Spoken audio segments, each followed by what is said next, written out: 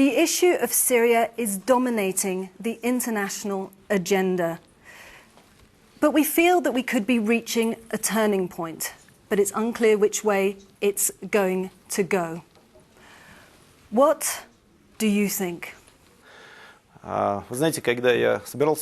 know, as I was heading to this conference, I had a feeling that the situation in this area is very complex and challenging because we've yet to come to an agreement with our colleagues and partners on key issues, including the creation of a possible coalition and military cooperation. All interactions in this respect have been episodic so far. That said, I note that here in Munich, Russian Foreign Minister Sergei Lavrov met with Secretary of State John Kerry, and other colleagues acting in various capacities later joined them. They agreed on what should be done in the short term. For this reason, I'm cautiously optimistic about the prospects for cooperation on this issue.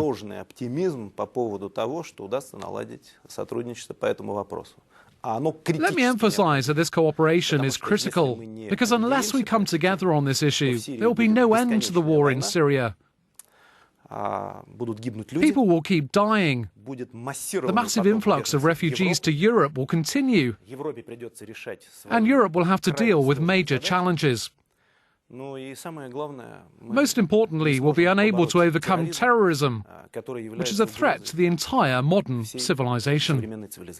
What precise military actions and other, in that case, is Russia prepared to take to help in this de-escalation of the conflict in Syria? Let me remind you of the reasons behind Russia's involvement in Syria.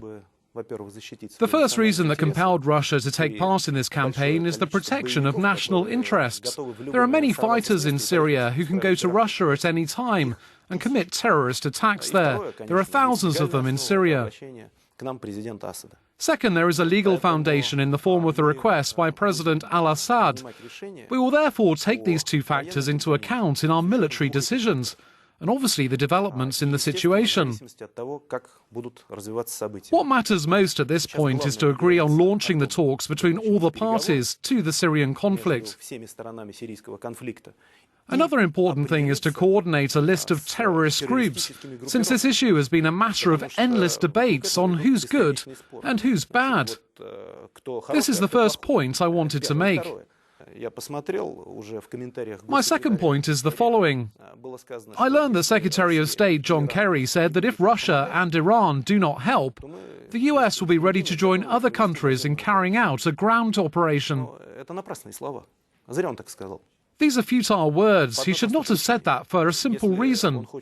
If all he wants is a protracted war, he can carry out ground operations and anything else. But don't try to frighten anyone. Agreement should be reached along the same lines as Mr. Kerry's conversations with Mr. Lavrov. Instead of saying that if something goes wrong, other Arab countries and the US will carry out a ground operation. I've answered this question only recently, but let me reiterate that no one's interested in a new war, and a ground operation is a fully fledged, long war. We must bear this in mind. Clearly, one of the key issues is the future of the Syrian President Bashar al-Assad. Will Russia continue to support him at this crucial moment in time? Russia does not support President al-Assad personally, but maintains friendly relations with Syria as a country. These ties were built not under Bashar al-Assad, but back when his father, Hafez al-Assad, became president. This is my first point in this respect.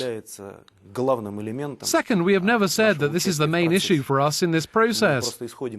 We simply believe that there is currently no other legitimate authority in Syria apart from Bashar al-Assad. He's the incumbent president, whether anyone likes it or not. Taking him out of this equation would lead to chaos. We've seen that on numerous occasions in the Middle East, when countries simply fall apart, as it happened with Libya, for example. It's for that reason that he should take part in all the procedures and processes, but it should be up to the Syrian people to decide his destiny. Are you therefore already working on the ideas of a political transition now in Syria? I don't think that we should go into too much detail on these issues. I'm talking about Russia, the European Union and the United States. We should focus on facilitating the launch of this process. We must make sure that everyone sits down at the negotiating table, in fact. Make them talk to each other.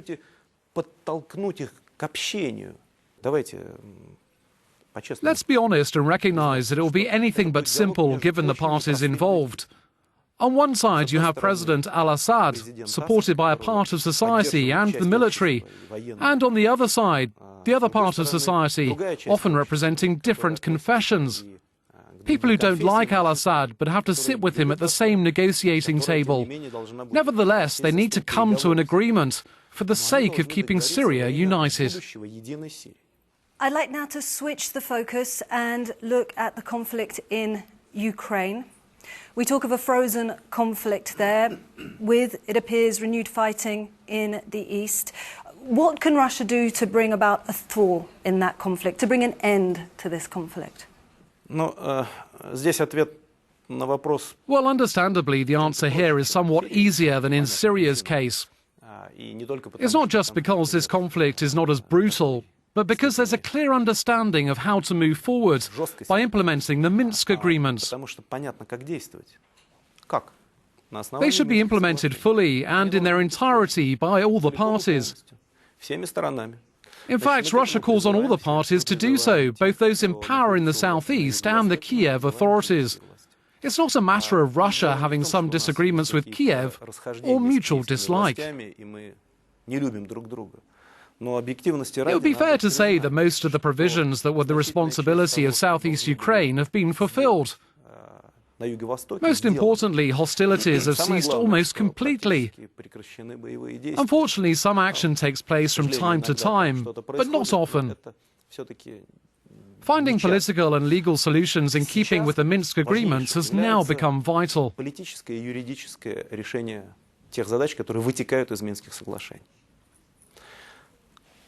Whose responsibility is it? Of course, it's Ukraine's responsibility. If Ukraine regards the southeast as part of its territory, it's within the jurisdiction, competence and authority of the President, Parliament and government of Ukraine.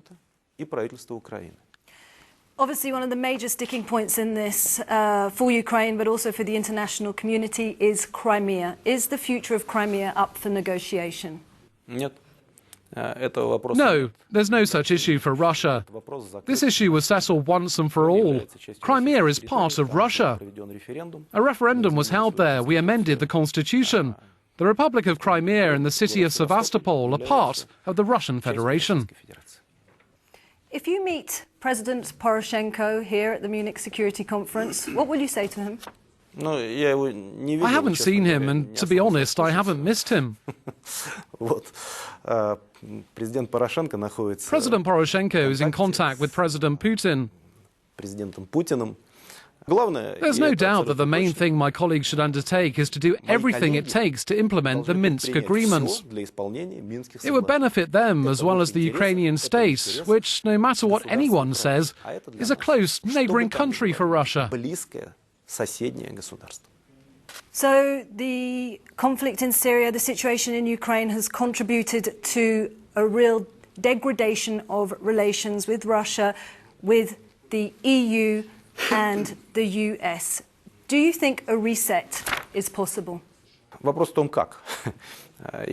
question is how and for whose sake. If something is to be reset, it should be done on a fundamentally different basis. What kind of basis? Equitable, fair, a solid basis for relations, considering that Russia is not the only nation that needs this. The European Union and the United States need it as well. We want sound, advanced relations with both the United States and the European Union. The European Union is our most important trade partner, a group of countries located on the same continent as us, so we're bound by our shared European identity, history and values. These continuing tensions aren't doing us any good. But if we're told they no longer want us around, of course, the first steps towards reconciliation should be taken by those who initiated the alienation. As for us, we're ready to discuss any issues. Well, one of the repercussions of this souring of relations has been the sanctions that have been imposed on Russia, which are hitting hard. How much of a priority is it for your government to get those sanctions lifted? They told us we were the bad guys and had to be punished. And then they made some calculations and began to weep. It turns out that for some reason it was hitting their own business. We had a trade turnover with the European Union at 450 billion euros. It was 450 billion. Now it's down to 217. Why don't they ask the people in the EU who are employed by the various companies that used to make products for Russia, how do they like all of this? Again, we're not the ones who started this, so it's not up to us to undo it. They've always been trying to intimidate us with some sanctions, which were introduced even in the Soviet period many times. It never brought them anything but lost profits. What's happening now is no different. They will have to have the courage to say, guys, we'll scrap all this from day X, and could you please reciprocate by lifting your response measures as well? That would be the right approach. So, how are ordinary Russians feeling this economic crisis? Because the sanctions are contributing towards this, the fall in oil prices are also contributing to this. What's it like for ordinary Russians? Положение в экономике действительно у нас сейчас не самое простое. Indeed, we aren't in the best economic situation right now, with the dramatic fall in oil prices probably contributing the most to the overall state of the economy, to the decline in revenues. This is something we haven't seen for 17 years. The current prices are comparable to those in 1998. Unfortunately, our budget remains very dependent on oil prices, although the structure of revenues has been improving in terms of the share of oil and other resources. But yes, it remains commodity dependent to a great extent. This could not but affect the incomes and the general standing of our people, with their jobs and their real incomes. The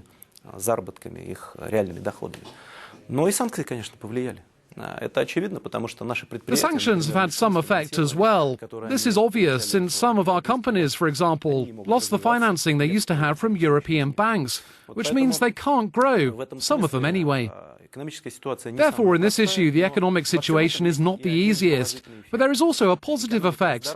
The economy is healing, is becoming less dependent on oil, and we have an opportunity to develop our industry and agriculture as well. Perhaps one of the advantages of these sanctions and our response measures is that we started concentrating harder on domestic agriculture. So, to a large extent, we're now satisfying our demand for food, while wheat, for example, is now exported in large quantities. In this sense, the sanctions have helped, but they probably didn't help farmers in the European Union. I was asking about the ordinary Russians and how this was affecting them, and we hear of possible social unrest as their lives become more and more difficult in Russia. Is that something you are concerned about? Of course. The government must first of all think about the social impact of economic changes and the economic situation. Frankly, we've been compelled to cut budget spending in many areas. But we never touch social spending or the public sector wages and benefits. Moreover, we even indexed pensions last year, and this year too, maybe not completely, but we did. We'll try to continue doing this in the future. That is, the government's social spending is large, but it is inviolable. In this sense, we will try to do everything towards Russian citizens' social well-being, to keep them as comfortable as possible under these conditions. It's truly a priority for the government. If we take an international perspective once again, a black mark on Russia's reputation is the issue of human rights, freedom of speech, which Russia seems to continually backslide on. Why is that?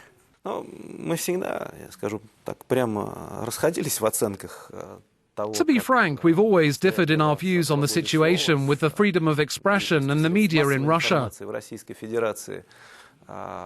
We've often been criticized, and we're still coming under criticism. We have our own position on the issue. Perhaps in Russia the media are somewhat different, for example, from the European media. There are historical differences and there are growth issues. I rarely watch TV or read newspapers in print, and I receive virtually all of my information from the internet. And over half of Russia's population does the same. As you know, on the internet, there's no regulation in this sense. All points of view are represented there, including, to put it bluntly, even extremist ones. So I believe it's not serious to think that some people have no access to different kinds of information in today's global world.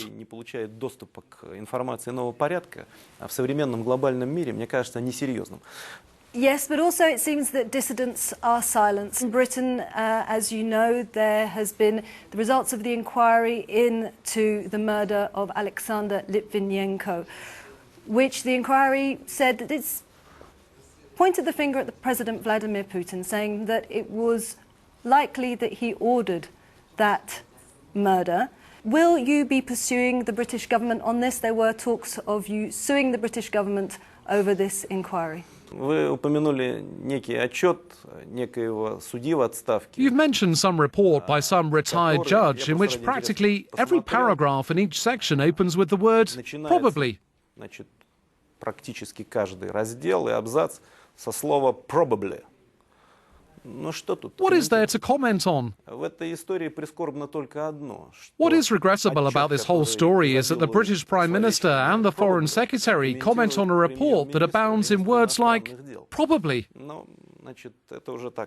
This is reminiscent of a witch hunt. When all is said and done, let it be on the conscience of the commentators. As for any legal action, this is simply ridiculous. We don't need this, and the Russian Federation will never sue any country over some foolish fabrications or funny films.